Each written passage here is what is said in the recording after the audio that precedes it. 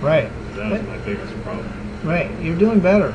I want you to still work on shortening your swing. I think it's still too loose. I want it to stop right there. Okay. And one way you can do is work on disassociating your upper and lower body. Try to keep your lower body very still. Work on turning your upper about 45 degrees and keeping your lower body very quiet. Just working on stabilization of the pelvis on the backswing. You get a little too much rotation, but you know, I have K-Vest and we can work on that, where I have a sensor on your pelvis and it's biofeedback and it's auditory. So if you over rotate, it'll beep at you. It'll beep when you're in the target zone. But yeah, so that's the first thing. You're doing better on your hips. As far as the backswing, you're staying right there. I'm not hitting any with a wide open face like I was before. No. The club's still dropping a little too far behind you right here. The club gets behind your hands. Shouldn't get underneath that yellow plane. So that was me trying to hit more up on it, because I have this very descending low that causes a lot of backspin. Oh yeah.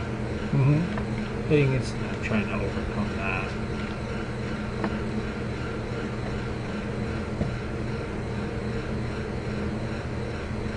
So I think just getting your swing a little bit shorter and bringing your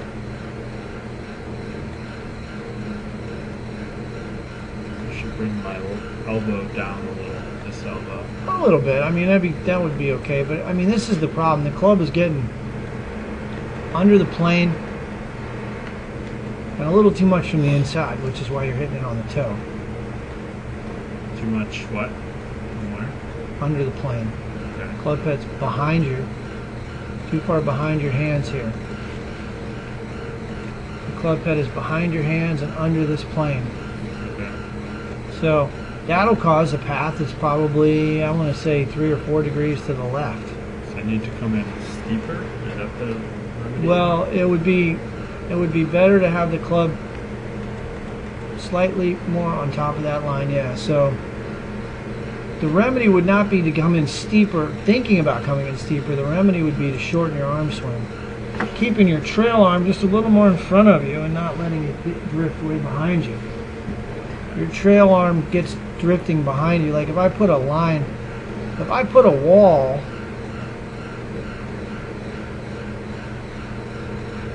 like right here, if I said swing against the wall, and I put a line right here on your elbow, I would say, okay, don't let your elbow get behind that line. Yeah, okay. So I would say try to keep your hands a little more in front of you, not get behind you. Yeah. Does that make sense? Yep. Now it'll remedy a little bit of in-to-out path. Let's see what the path is. Path's only 20% of the equation, but it still causes timing issues. So if the club's behind you, the club stays behind you. If the pelvis thrust is toward the ball, that just accentuates that club getting more behind you on the downswing. That's why the first lesson we worked on trying to get this to stay a little quieter on the... And you're doing better. I mean, your hips are hardly moving forward there. Adam's doing it more. His hips are moving forward more than yours right at the moment. That's pretty good. I'd still like to have them even more forward, but that's certainly better.